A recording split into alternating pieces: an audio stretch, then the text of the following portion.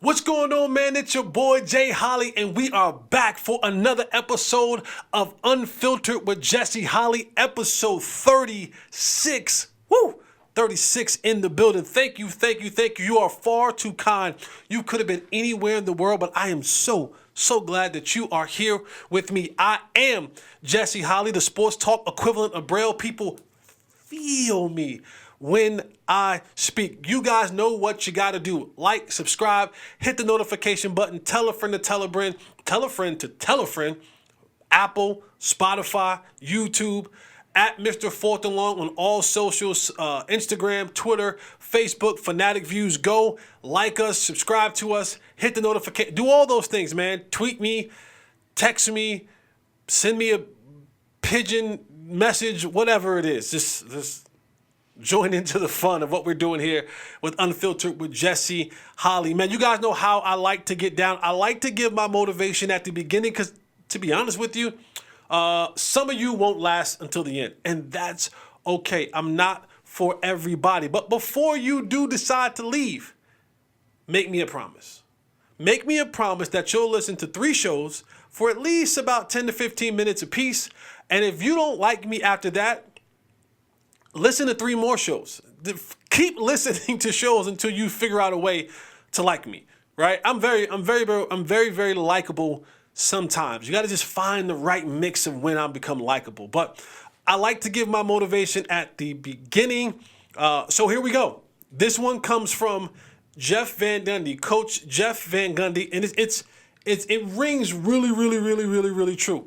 And Coach Van Gundy said, "Your habits will either carry you or fail you.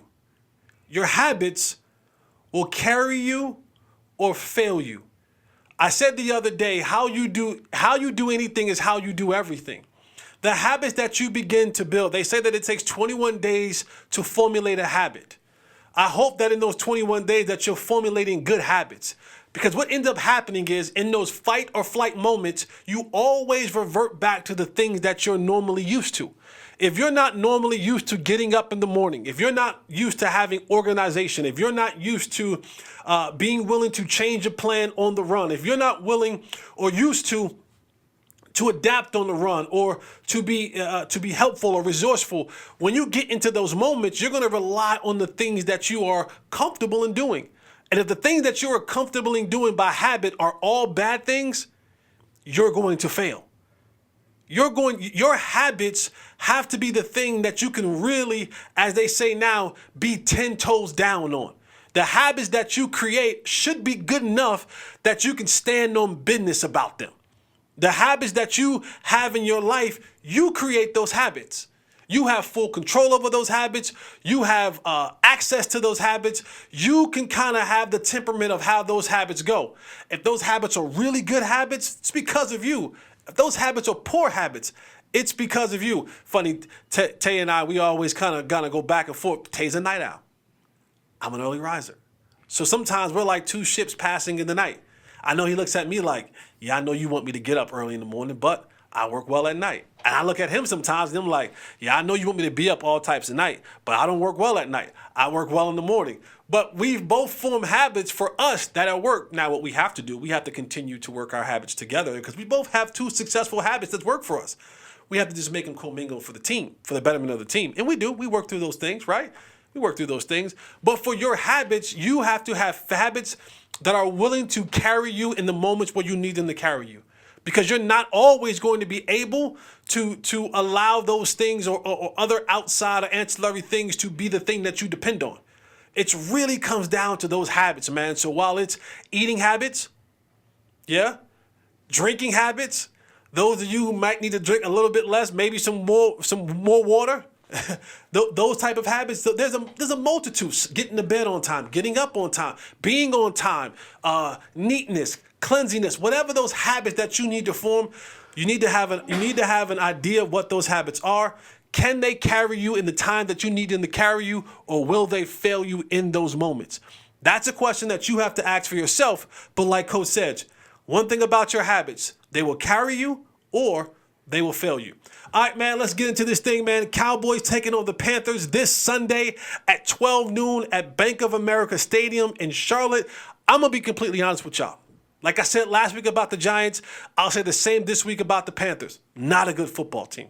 Not a good football team. In addition to that, not only are they're not a good football team fully healthy and at full strength. They'll be out their top two corners and C.J. Henderson and J.C. Horn. They'll be out with their tight end, Hayden Hurst. All of them have already been designated to be out of this football game. So defensively, which is probably their better side of the football, they'll be down two corners. Offensively, they always tell you the friend of a young quarterback is his tight end. The Panthers and Stroud. The Panthers and Bryce Young will not have Hayden Hurst into this game. This game for the Cowboys, straight up and down, it should be another stat pattern game. This should be another game where Dak and Cooks and Lamb and Ferguson and whoever else that they decided they want to get involved in this football game, they should be able to. The Cowboys should be able to maintain a decent running game. I think last week Coach McCarthy got a chance to see what it looks like with Tony Pollard and Rico Dowdle sharing the carries in a football game. Contrary to what some of you may believe, a lot of coaches, because it's easy to just give them split the carries up, run them together, and all this kind of stuff. But coaches are so habitual, right? They are creatures of habit. And so for coaches, they sometimes have to go and see it on film. Because you can give them the concept, you can give them the thought process about it. They can even kind of, see it on paper. But for something about a coach, and if you've heard enough coaches' interviews, they always talk about, putting it on film, seeing it on film, wanting to see the play work out on film. It's something about a coach's mental that's connected with their heart and their gut that says, if I see it on film and it looks successful enough, then it becomes a part of my rotation. And so for the coaches, Mike McCarthy and Mike Solari and all Brian Schottenheimer and all the offensive coaches, to see what it looks like for Rico, for Tony to kind of have equal carries and both be successful, I think that's one of those things where they picture it, they think about it, but now when they sit back in their office and they hit the clicker and it's visible to them on film, it becomes more real. I can't explain it, but they always say the eye in the sky don't lie. So they rely a lot on what they see on film. And not even sometimes when it happens in practice, because practice, you can formulate things in practice. Practices are very well manufactured. Right? Your defensive coordinator gets with your offensive coordinator and say, all right, what are we looking to improve this week? And defense is going to run this, and they're going to run that. And now the script that you get for practice, what defense is going with that because you're trying to get looks, right? Very few times does a OC not know what the defense is going to be. Very few times the defensive coordinator not know what the OC is going to run in practice because it's on the script.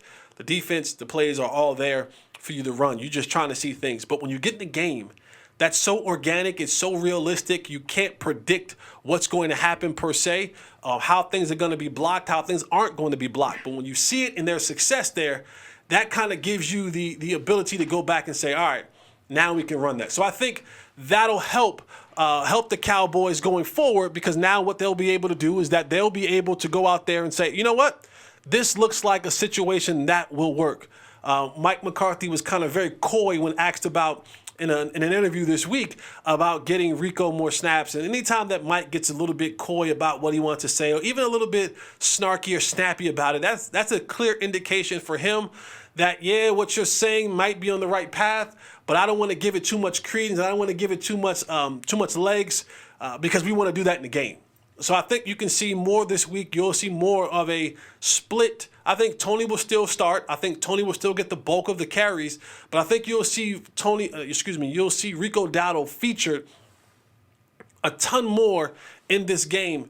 For the Cowboys, I think the biggest thing that they have to really worry about from the Panthers, it is a guy like Brian Burns. Their their rush edge linebacker. He is one that can create some absolute problems for them defensively. And it's because he is a good player. Absolutely, he's a good player.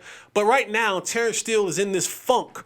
And I personally can't tell you if it's injury, if it's mental, if it's a combination of both, if it's a combination of mentals, injuries, and different techniques that he's being asked to use in this blocking scheme under Mike Solari. But I can tell you this. There is something that is happening at that right tackle position that if it is not corrected and corrected swiftly, this can cause problems as the year goes on, because if confidence is crushed or damaged, it doesn't get fixed when it continues to snowball. So there has to be something good that is allowed to happen to Terrence Steele so that he gets his confidence back, so that he feels like I am better than what I'm putting on film. Because when he sits down and he watches film, same thing applies. When you're watching film, you're like, boy, that is bad. Then you go out to practice and you just can't find a way to get out of that rut. You can continue to fall into a rut. And for this team, yeah, the opponent this week may not be enough to fully cause harm. Well, and I say that cautiously, because you get beat bad enough and he hits your quarterback, it can cause damage to your quarterback. I mean, we watched the game the other night with Joe Burrow, and what happened? There might have been some injuries before that, but he gets hit by Jadeveon Clowney. Next thing you know, he's out for the season. Those type of things can happen. So for Terrence Steele, there needs to be something good that happens for him. And maybe you give him some help early on just to allow him to gain some confidence, allow things to kind of get rolling in a good way for him. And then, stopping Brian Burns. That has to be high on the priority list of the offensive line, because Brian Burns, if you let him get going, he can wreck a football game for you. But there's nothing that I look at when I see this Carolina Panthers team that worries me enough that says they can beat the Dallas Cowboys. They shouldn't be on the same field as the Dallas Cowboys. To the tune that even their head coach, who's now taking over head coaching duties, Frank Wright, he has had his team this week work on silent count. You know why a team is working on silent count and it's a home game? Because he feels like there's going to be a huge influx of Dallas Cowboy fans that flood Bank of America Stadium in Charlotte, North Carolina, and make it difficult for the home team. To make it difficult for the home team. And also the Cowboys, the thing that they have to really work on is going on the road. When they're at home, they're a completely different football team than they are on the road. For whatever reason, I mean, I get it. Home, you just like things better at home. But when they get on the road, sometimes it can get a little shaky. So hopefully coming into this game, the Cowboys will be able to, go out there and finish their food. Not go out there and play with their meal. Like, the Panthers are not a team that should be anything worth having to go deep in a football game to beat. You shouldn't have to go deep in your bag to beat the Carolina Panthers. There are two things that I think we really need to kind of focus on, that we really need to make sure that is done in excellence. Because I'll say this, the Panthers offensively with Bryce Young, where the Cowboys have had issues at defensively, is when they've been made to play assignment, sound, and disciplined football. Now, if you go back and look at what Bryce Young was at Alabama, he had a little bit of the RPO in him. He had some elusiveness in him. He had some ability where he can touch the football and run. The place and the time where the Cowboys kind of get a little bit out of whack is when they look at a team and they say, this team is less than us, and then the quarterback is athletic. Go back and watch the Arizona Cardinals game. So this team is going to have the discipline early in this football game, because Frank Wright, he has nothing to lose. This team has nothing to lose. They're going to throw the kitchen sink at you. They're going to try some trickery. Everything should be alert, because they're going to try some different stuff. They have nothing to lose. They're 1-8. They're going to try everything. So and everything also will be that they'll try to run Bryce Young. They'll try to use him and Chuba Hubbard and that RPO action. Make you play 11-on-11 man football. See if they can't get him on the edges where he can get some running room. And then now, if I got you off balance a little bit and you don't know whether I'm going to give the ball, keep the ball, now you have to be at bay just for a tad bit more. So the Cowboys have to make sure that Dan Quinn has always said, it's a privilege to pass rush, right? So you got to do your disciplined work, your assignment sound work on first and second down, so that when you get to third down, you've made it a third and long, and now you can pin your earbacks and go after the quarterback. So this defense has to be assignment sound in what they do. But the two things that I think the Cowboys really have to focus in on are this. The first thing is get rid of this football team for the rest factor. Get rid of this Carolina Panthers football team so that in the fourth quarter, guys like Micah Parsons, Dak Prescott, Tyron Smith, Zach Martin, CeeDee Lamb, Stephon Gilmore, Tank Lawrence. So those other guys can actually get out of the game and get rest. Because the Cowboys are facing this schedule, this gauntlet of a schedule where they'll play Sunday at noon, then they'll turn right back around Monday, Tuesday, Wednesday, Thursday, they'll play another football game. Then they'll have to play another football game in 7 days. So you're talking about now playing 3 football games in a span of 11, 12, 13 days. That's unheard of. It happens for the Cowboys every year because of how they play this Thanksgiving game. But to do 3 games, and I don't care who the opponent is, to go out in the football game and to essentially be in minor car crashes. That's what football is. It's fender benders. It's 60 of them. It's 70 fender benders, especially for the guys on the interior. The running backs, the linemen, offense and defense, the linebackers. Those guys are making this fender bender type contact for 60 to 70 times a game. And I don't know if you've ever been in a fender bender before, but for a regular human being, for you, for all of you guys out there, if you got into a fender bender and you had to go to the doctor say, hey, no physical activities for you for the next 3 weeks. Well, for these guys, it's no physical activities for 4 days. And in between there, you have to find a way to practice. So if you can get off your feet and not have to do a fourth quarter of work, think about that for a second. That's 25 to 30 reps on either side of the ball that a team may have to do in a game. Well, if I can eliminate that, then I eliminate that opportunity for more banging, for more bruising, for more battering, and for the potential of getting hurt. So that's the first thing the Cowboys need to do. Get rid of this football team and allow yourself the opportunity to get some rest heading into next week, because you got the Panthers on Sunday. You have Washington on Thanksgiving Day. And I know some people may say, oh, Washington, I think that's going to be a more competitive game than that we may lead off to be. And then you end with Seattle. And Seattle's going to be a physical football team. They're going to run the football. They're going to play really good defense. So at the end of that, you have a small little bit of a bye because you play on Thursday. And then you get back to work and you face Philadelphia again at home. So I think that's the one thing. And then the second thing is don't build bad habits on weak opponents.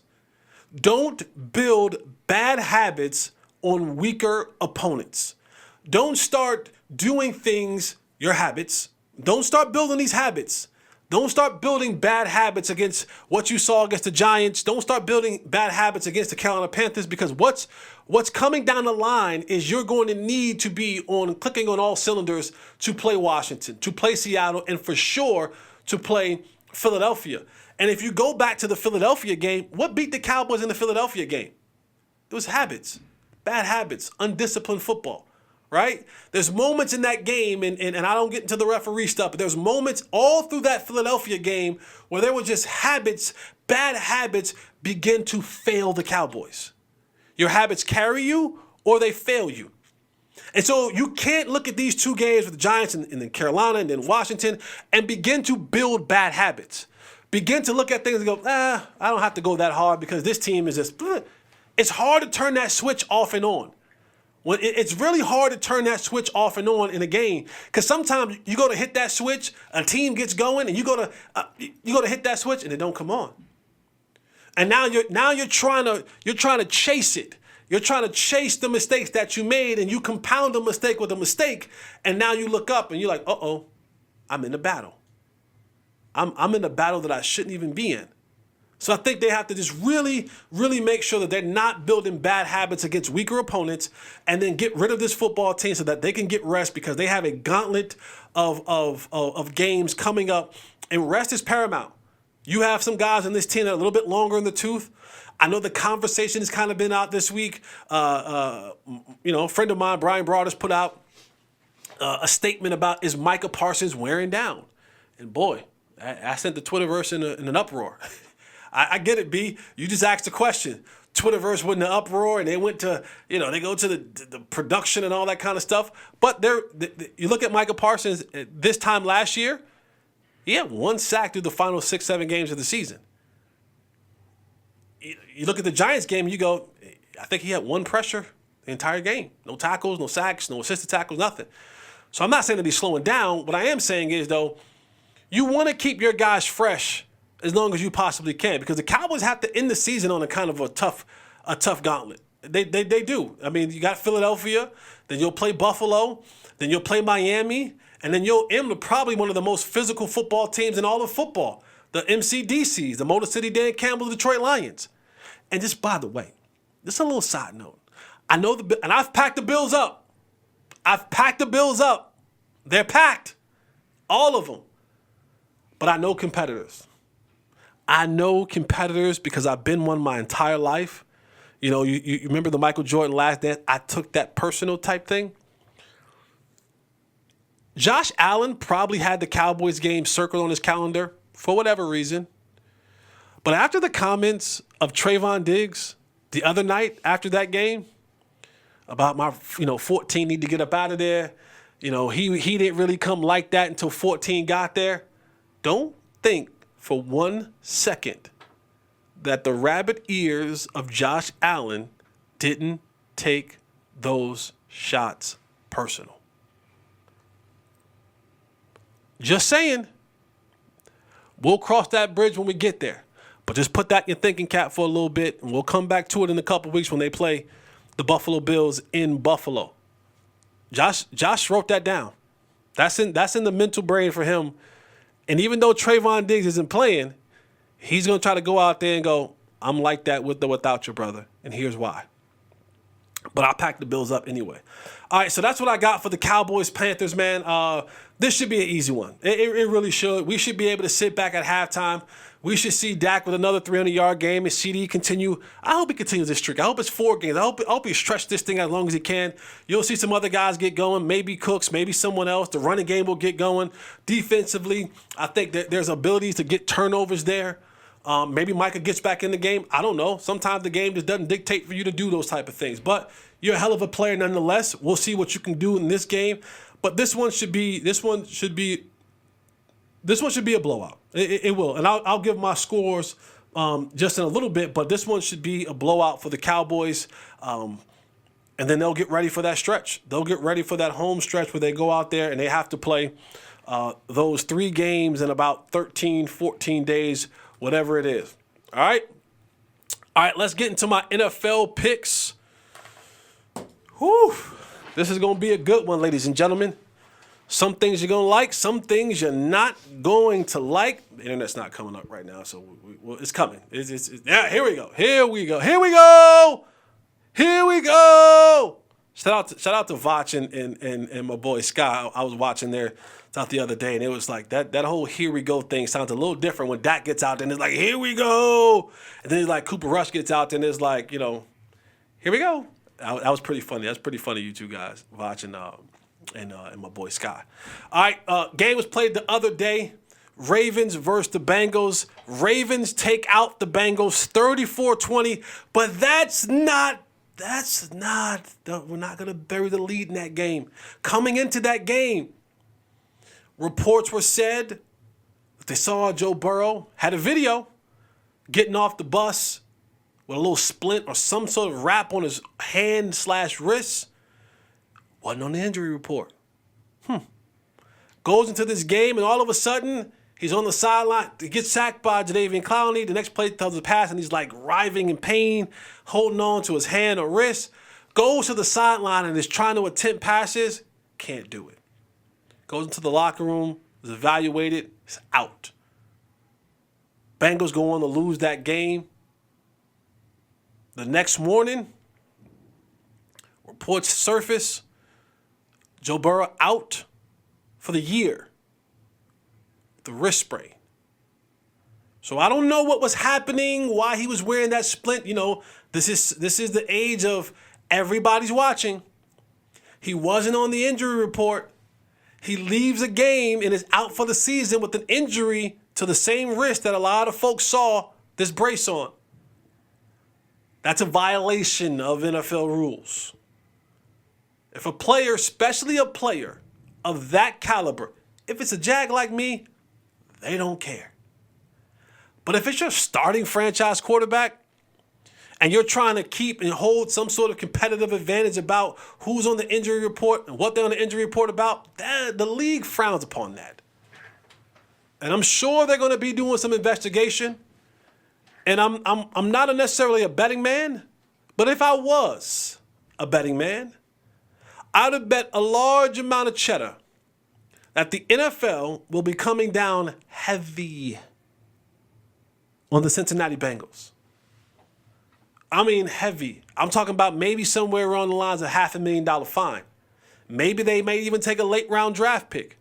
And I know to certain owners and franchises, $500,000 is just $500,000. Cool. I ain't got $500,000. It's a lot of money for something as simple as just putting them on the injury report, and you can put them as probable or questionable or whatever it is. But to not put them on the injury report and then to have that happen, the league doesn't take too kindly to that. You kind of almost, you know, the front office and Roger Goodell and company, they don't like being embarrassed in front of company. They don't. They don't like being embarrassed in front of company. When you embarrass them in front of company, you kind of almost, you laugh in their face. They don't take kindly to that. And the one way, when you're dealing with owners and people who are really, really rich, the one way to get their attention, you take draft stock and capital, and you tap them pockets. So we'll see. The Bengals are under investigation right now to see if this injury was prior to the game, and they did not put Joe Burrow on the injury report. But the Ravens beat them. The Bengals are done for. And talk about a sad state of affairs right now. This is why franchise quarterbacking is so important. The Browns are down a quarterback. Ohio, you right now, Ohio, you stricken with the injury bug. Both of your quarterbacks are out for the year. The Bengals and the Browns. And the names that keep coming up for work, shout out to RG3, because RG3 gets on his internet. He gets on Michelle Obama's internet, and he will plug himself. He will plug himself as someone to get a job, and I respect it. But RG3 name comes up. Joe Flacco name comes up. Cam Newton name comes up. Ian Book name comes up. Colin Kaepernick names comes up. There aren't many quarterbacks in the league that you're looking at right now. Browning is the Bengals' backup quarterback. He hadn't played a game in like 5 years. So, you lose your star quarterback, you're screwed. No one plans for the backup. There is no plan for the backup. So, Bengals will be looking for a quarterback. Browns will be looking for a veteran quarterback as well. Next game up on the docket, Browns Steelers. Again, Deshaun Watson out for the year with a chip in his shoulder. Told you guys, maybe he can get that massaged out. Maybe he can't. But the Browns, 6-3, really good football team. But now you look at that situation, you go, Bengals are done, Browns are done. And there are the fighting Mike Tomlins. No one's talking about them. No one's really paying attention to the fighting Mike Tomlins. 6-3. 6-3. AFC is kind of wide open, man. AFC's wide open. You have the Chiefs at the top, of course. Bengals are done. Browns had a little bit of steam, but now they don't have Deshaun Watson. Ravens, they lose their tight end. I missed that. Mark Andrews is out for the year as well. Well, that's going to be a conversation in the offseason of how he got tackled. They call it the hip drag tackle, where you grab and you kind of sit down. The defender sits down as he grabs the hip, out with an ankle injury. That has been Action Jackson's favorite receiver for the last 5-6 years. He's out. So this thing is looking real wide open in the AFC. Steelers, Browns, at home for the Browns against the Steelers. I'm taking the Fighting Mike Tomlins. He's just finding ways to win. The Chicago Bears. Reports are Justin Herbert will give it a go. I'm sorry, Justin Fields, will give it a go this week coming off the injury. I've packed him up already. I've packed Justin. Packed you up, my boy. I am the MCDCs. I'm an honorary fan. I'm an honorary fan of the Motor City Dan Campbell. Oh, and by the way, for all you Texas A&M fans who all said, you know what, let's go give our dude who's an alum, Dan Campbell, an alum at Texas A&M, with Jimbo Fisher out. Let's go see if we can pull him out. And Dan Campbell came out and he said, listen, it's my alma mater. I'm willing to do any and everything I can to help them, except coach them. So Dan's like, I'll send guys your way. I'll be a good reference. Whatever you need me to do, not coaching. Not coaching y'all. And while the name is great, and you have to do that. If you're Texas A&M, you have to make Dan Campbell tell you no. You do. You have to offer him money. You have to offer him money, but you can't assume anything. You have to make Dan Campbell say, I'm good. I'm good. Nah, I know. Love you guys. Gig 'em. But I'm good. I'm going to stay right here in the Motor City. It's difficult to coach college football. I know friends and have friends that are in the college football game. What Dan Campbell can do in the NFL, he cannot do in college.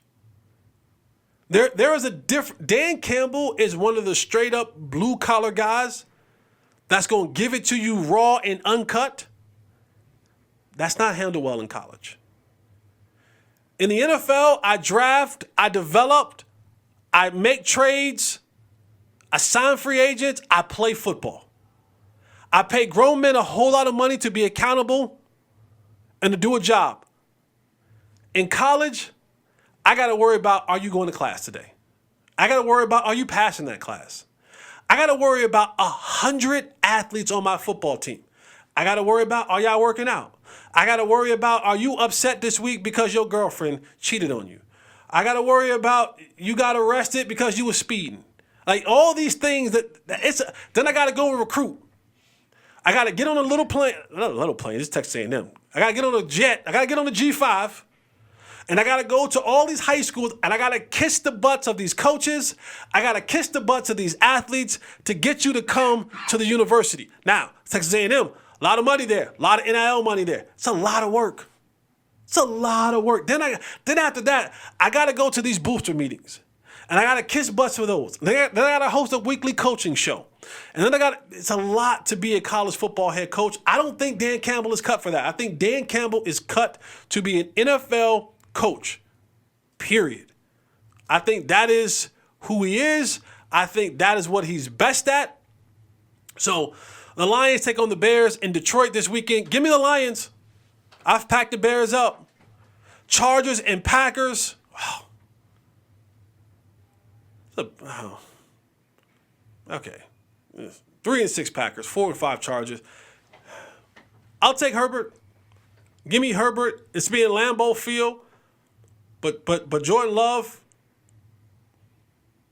we getting boxes and tape. Packing you up soon, my boy. Packers, we packing y'all up real soon.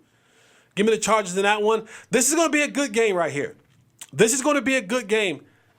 At Hard Rock Stadium, the Raiders, 2-game winning streak. They have the momentum of Antonio Pierce as their head coach after they got that bum Josh McDaniels out of the building. They're headed down to Miami. Now, if this was a basketball game, I'd tell you from the start, they're going to lose. Because anytime you go to Miami as a basketball team, you got a little bit more time than you do at football. See, what y'all don't know about NBA basketball, a lot of these jokers, man, they be partying in every city. And Miami is the city of all cities to go out there. Miami, Houston, LA. There's certain cities that, Dallas, they get down. But the Raiders head to Miami, a 500 team. And this year, the Dolphins have pretty much beat up on anyone that's 500 or less. This is going to be a good game. My heart wants me to go with the Raiders. I like their energy, their mojo they got going right now. But I think at home, even or subpar 500 team, give me the Dolphins. I was a betting man. Give me the Dolphins, and we'll go with that. An NFC East game, the Giants and the Commanders in Maryland. The Giants are so bad, y'all. The Giants are so bad. The Commanders are a team that's learning how to win right now. I like what Eric Bieniemy is doing. Sam Howell, go Tar Heels. He's having a decent season. I think he leads the league in passing yards. Yeah. 17 touchdowns, 9 interceptions, 2,700, almost 2,800 yards passing. Give me the Commanders over the Giants. Titans, Texans. Will Levis gets another start. Give me Terrence. Give me Trevor Lawrence and the Jaguars over the Titans. Cardinals, Texans. Let's go, CJ Stroud. My boy. CJ Stroud, if he continues on this path, maybe the first Ohio State quarterback ever to go to the Pro Bowl. I think right now he's a front runner of Rookie of the Year. Yeah? If he gets Rookie of the Year, he's probably going to the Pro Bowl, right? MVP discussion is tough. That's a tough discussion to be in.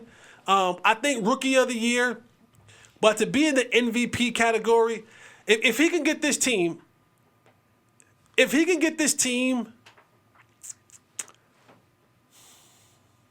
5-4 right now. So what's that? 9 more games? If he can get this team to 10 wins and a first-round playoff win, it's going to be tough not to put him in that conversation. But right now for me, if I had to do an MVP type of situation, this is on the top of my head right now. I put Tyreek Hill. I put A.J. Brown. I put Lamar Jackson, Tua, Dak. Am I missing anybody? Patrick Mahomes. That will be my list in no particular order, but those will be the guys on my list. And CJ Stroud he's floating in the vicinity, but he's not quite there. But give me the Texans over the Cardinals. Niners versus the Tampa Bay Buccaneers in Cali. Niners dominating this game all the way. Bills, Jets. I packed you up, Bills. I packed you up. And I think this week the whispers get louder and louder and louder and louder in Buffalo. Head coach, your quarterback,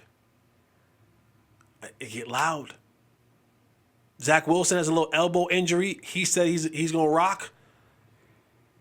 The Bills may win this game, but I'm not picking them. Give me the New York Football Jets in this game up at Orchard Park in Buffalo. Seattle Rams. Seahawks, another quiet, sneaky team. Geno Smith, Pete Carroll, 6-3. They're a sneaky bunch. Sneaky bunch. Give me the Seahawks over the Rams. Viking Broncos. Give me the fighting Josh Dobbs. Let's go. TJ Hawkinson is quietly going on a little tear right now. 681 yards, 4 touchdowns. Give me the Vikings over the Broncos in Denver. Justin Jefferson questionable as well. Oh, that's okay. Yeah. He could be back. Yeah. I mean, if he's back, great. Sometimes, but you know what? I know this is about to sound absolutely insane. I know it is. What I'm about to say is about to sound insane. But hear me out. At times, especially when you're a backup quarterback and you're learning the system, you're trying to figure things out, when you don't have a guy like Justin Jefferson, because in the back of your mind, you think like we think. Where's Justin? And sometimes you may overthink it or try to force in the ball, and sometimes you may miss some other things happening because you're still trying to learn the offense. It's not like when it's Kirk Cousins where he kind of fully understands and knows everything and he can take those chances. When you're playing this backup role, it's sometimes better to keep that guy. I know it sounds crazy. Like you don't want one of the best receivers in the world on your. I know it sounds insane, but sometimes just the thought process of it I have to make plays other places, and I fit more into the system. Because sometimes you can get to that mode of just, when all else fails, find that all-pro. And you throw the ball there and you go, I missed that guy. Force it in there. And then sometimes he's in the game, and he's in your ear like, hey, listen, if you get in trouble, throw it to me. And they say that, trust me, it gets set in the huddle. Hey, look, come to me. Yo, come on. You're like, Okay. This is Justin Jefferson. I don't want to piss him off because if I piss him off, that doesn't sit well with the coaches. I may be out of a job. So sometimes not having that star player when you're the backup, I know it sounds crazy. I'm telling you, I know it sounds crazy. But sometimes that may work in the favor of the backup quarterback having more success because he's more susceptible to work within the system than saying, Justin down there somewhere. We'll see. Monday Night Football. This has the potential to be a barn burner.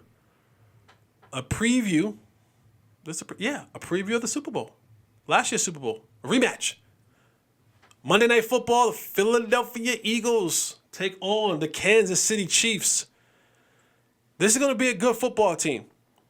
The Chiefs have not really figured this thing out offensively with their receivers. Yeah, Travis Kelce. Is Tay-Tay going to be in the building?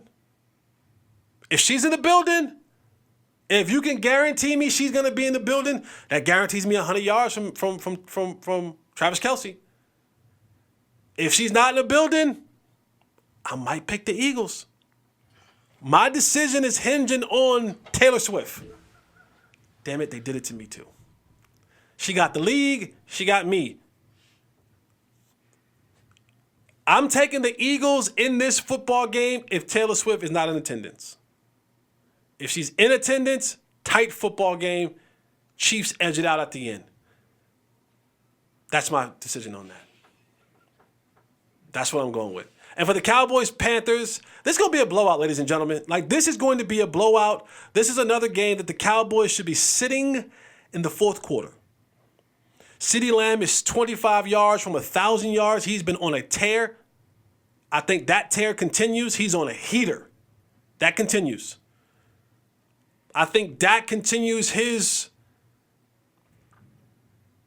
heater. He's on a heater too. I think he continues to put that work together. Less interception though. Don't throw the ball away. Just throw the ball away 6. Just don't do that. Running game gets going. This is gonna be a bad football game. It's going to be a bad game. I'm glad it's at 12 noon. Get it out the way. Get up, get it out the way, move on with our day. Cowboys win this game by a lot. I'm thinking somewhere along the lines of 42-6. Yeah. I think they get an early field goal because the Cowboys sometimes be playing like they ain't got no sense on the road early in the games. They get a field goal and they get a field goal late. But this should be for all intents and purposes. This should be an absolute blowout. So those are my picks heading to this weekend. Tweet me, text me, hit me up, Instagram, Twitter, Facebook. Let me know what your thoughts are on some of those picks, some of your teams. If I missed some of them, Bills Mafia. I packed you up. You go with the Bills.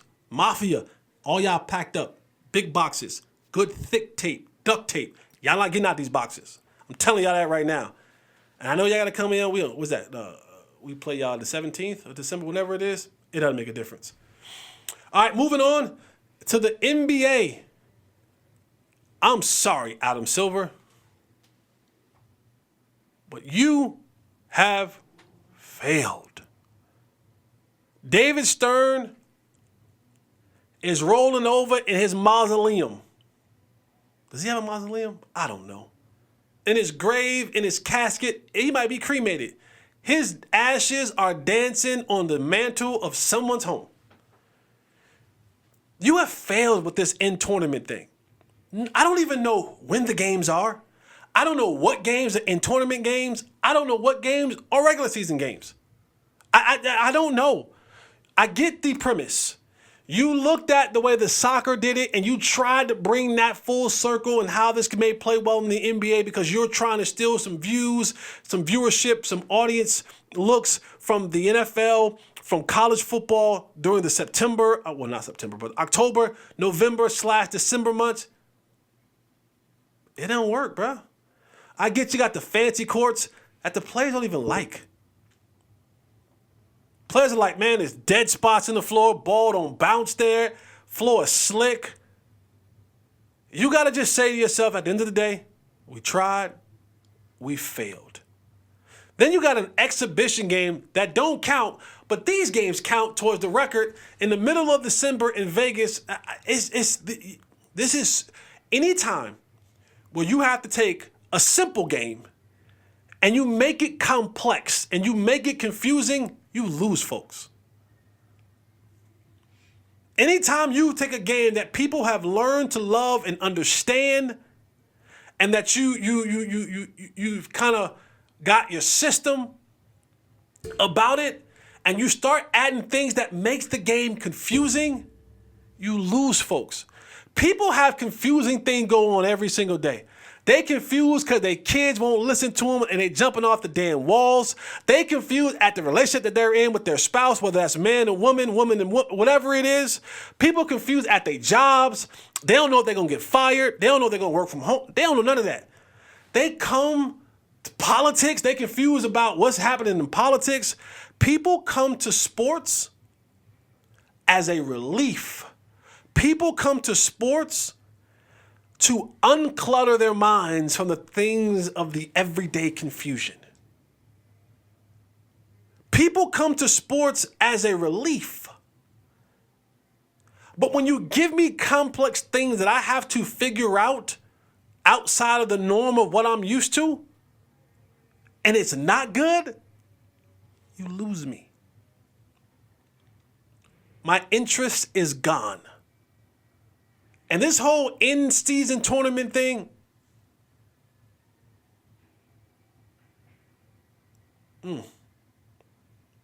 caca, poo-poo. It's bad. It is bad. Some courts look really nice, but I just don't know what I don't know what you're trying to prove. The game is good. Basketball's fine. The league is in really good hands. It really is. It's in really good hands. Wemby, Maxey, Fox, Anthony Edwards. When Ja comes back, the league's in good hands. Let him play ball. Let him play ball. Let this be the last year y'all do this. You're making a game that people have loved complicated. Don't make basketball complicated. Those are my headphones. Don't make basketball complicated. Make basketball basketball. Leave the in-season tournaments to the European soccer people. No offense to you guys. I have my First Amendment right to say what I want. That's the theme of this week, my First Amendment right. But yeah, you failed. You failed NBA at this in-season tournament thing. Let it go. Pack this up in the good, sturdy boxes and never bring it back. Thank you. All right, man. Baseball awards came out the other night. Kind of some that you already knew. Shohei Ohtani, AL MVP, second time. Unanimous. 2 times. Shohei 2 times. As he begins to recover, his dog was there. Great looking dog. Great looking dog. I mean, he's a big dude. Get a bigger dog. Let me not dog shame, because I got a big dog. I'm dog shaming. Shohei unanimous AL MVP. National League MVP. Young stud. MLB. Your league's really in good hands as well. A lot of young talent. Market them better. Market these dudes better. NL MVP, Ronald Acuna Jr. of the Braves. Market these dudes better, man.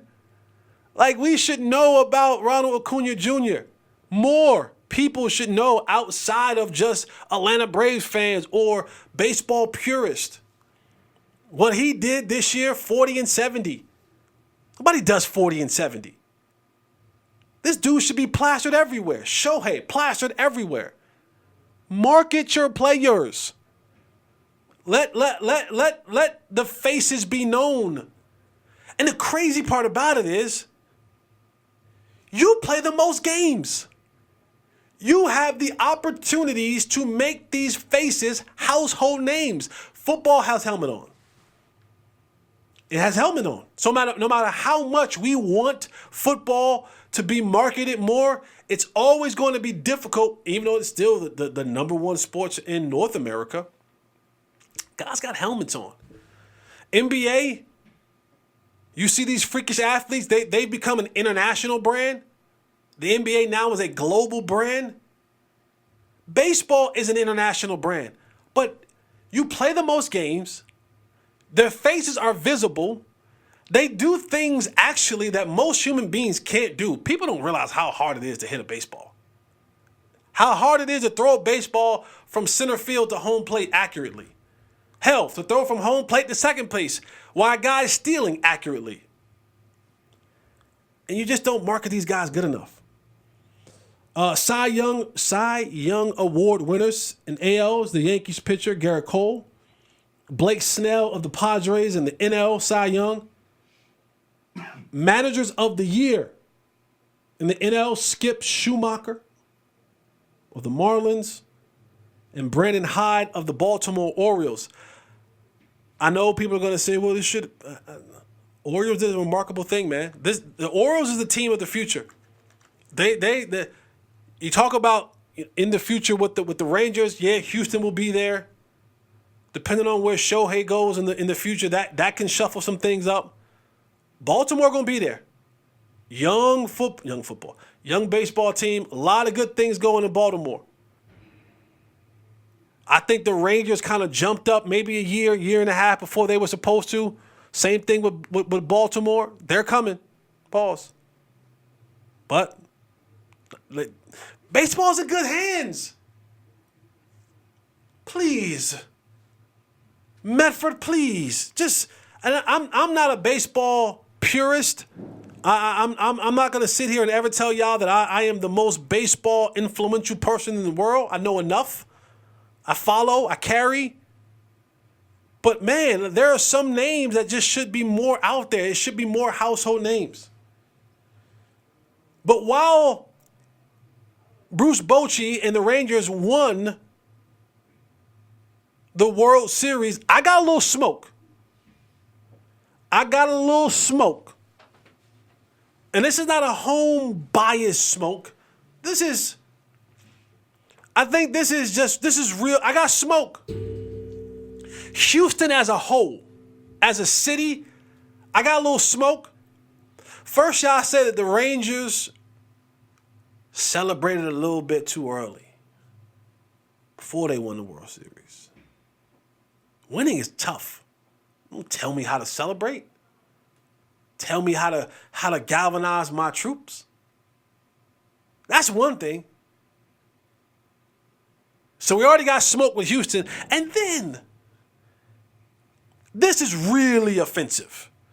And to the point where, people who hold votes or voting privileges for awards, there needs to be a higher standard, and I mean this in all sports, but we're talking about baseball.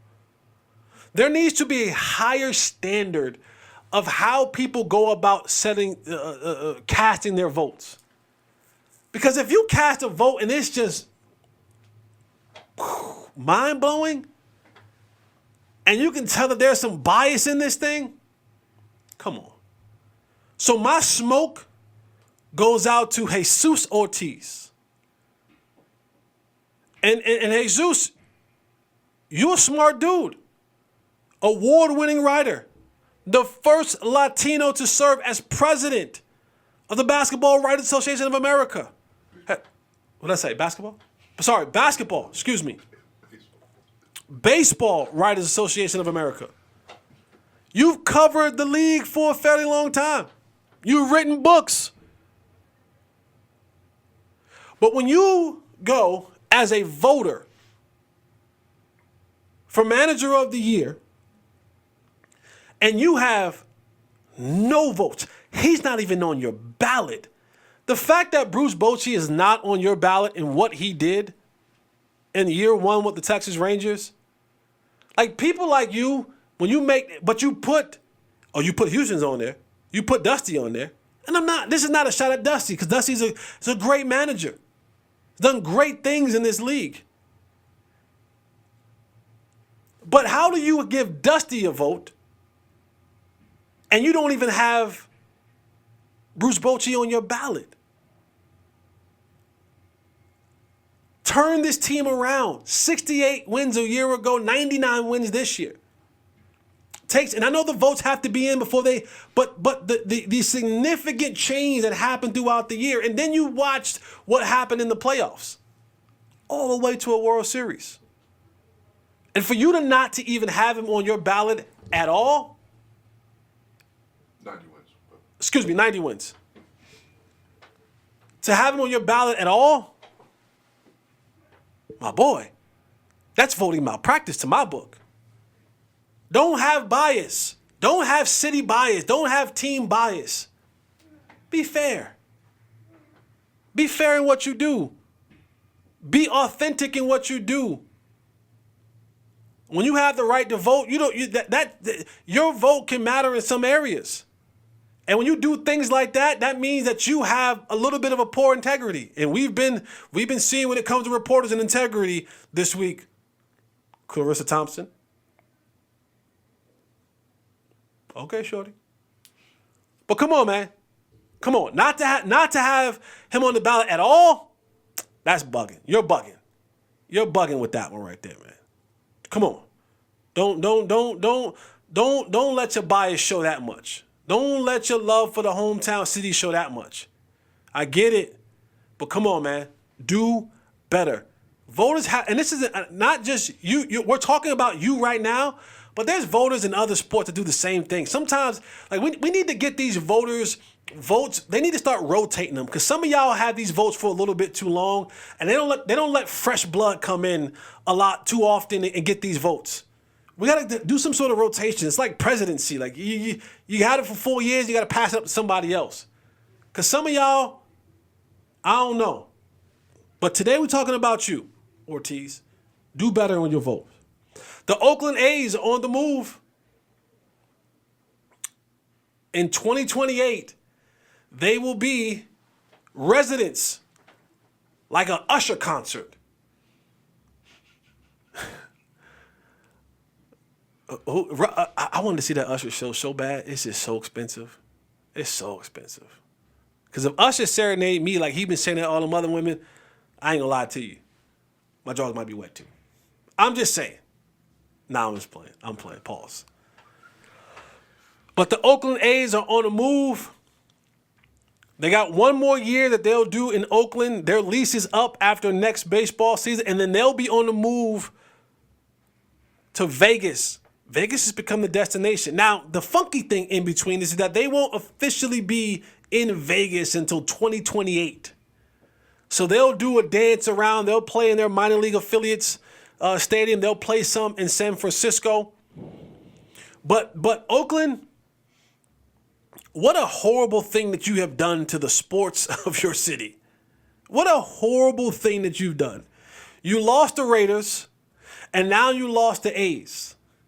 And the A's, some of this is up to the fans because y'all didn't show up. Gotta count the Warriors too, right? And the Warriors. You lost the Warriors too.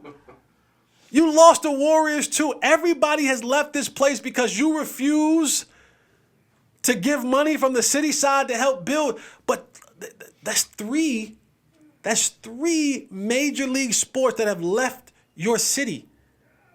Talk about taxes. When those big sport teams are in your city, whoa, not in your titty, in your city. When those major sports teams are in your city, they eat up a lot of the property taxes for the people.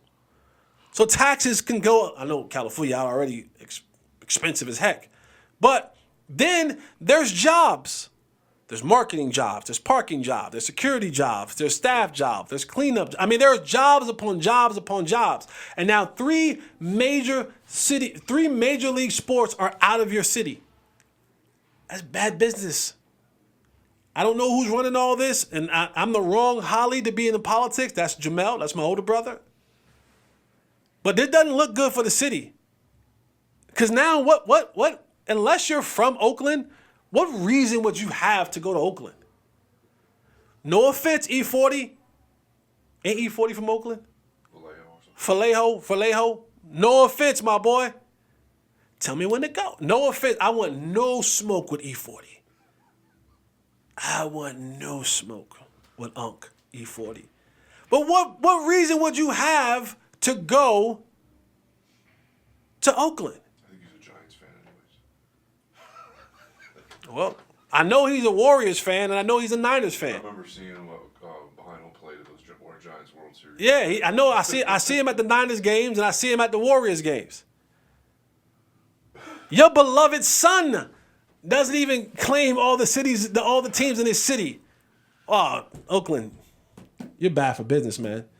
You're bad for business. But the A's are on the move. They'll be in Vegas. Vegas is the spot. Vegas has figured this thing out. Vegas was a standalone city when it just came to the partying and the gambling of the Strip. And then shout out to the Vegas Knights. They were kind of the first team that came in and said, you know what? We can take on this city. We can give this city something to cheer about as a local team. And we'll make this a destination for even when visiting teams want to come, their fans. Like, we can make this thing popping. They were the test site for this. Even when you look at the NBA Summer League, was a test site to see, can we get people to come into the city that aren't here for shows or gambling? Boxing, you saw that happening. It was a place where we can bring and have events. Then you saw they had the draft was there. And you had all these things saying, now the Knights, they got things rocking. The Vegas Aces, back-to-back WNBA champions, their games be popping. And the home of the UFC. Oh, well. UFC, okay. The home of the UFC, according to Tay. The home of the UFC. UFC, not USC. UFC. I've been bundling all things out. I'm tired. It's been a long week. Not UNLV. I'm not bringing them up. Pack them jokers up. Pack UNLV up. UNLV has more people come out when the NBA have pickup games than they actually do. But yeah, now you got the Vegas Raiders there. They've cultivated their culture there. All the Oakland fans that used to be in Oakland are now coming to Vegas. If they can figure this coaching thing out and this quarterback thing out, they'll have something. I don't know if an NBA team will ever come. Maybe. They want to. They want to? They're late. No.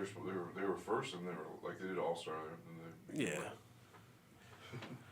That'll be crazy because I'm telling y'all, y'all don't know, NBA players, when they go into these cities, it is a wild situation. But next up, the Oakland A's will move there, and we'll see how that goes. But baseball, if they go to Oakland, if they go to Vegas, make it happen. Blow that thing up, man. Make it a recognizable situation. Don't just send them there and then have nothing to go behind it. All right, man, that's it for me. I appreciate you all for what you do, for being here, for supporting me. Remember, like, subscribe, tell a friend to tell a friend.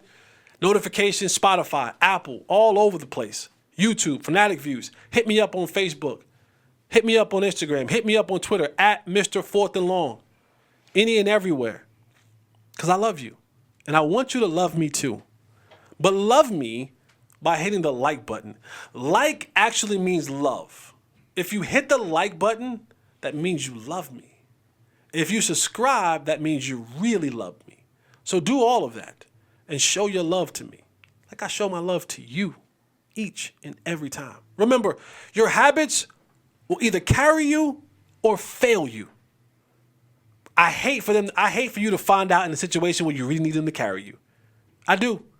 You should know that you know that you know that you know that you've built good enough habits that'll carry you through the tough times to success. Remember, never let anyone tell you that their life is better than yours because it's your life.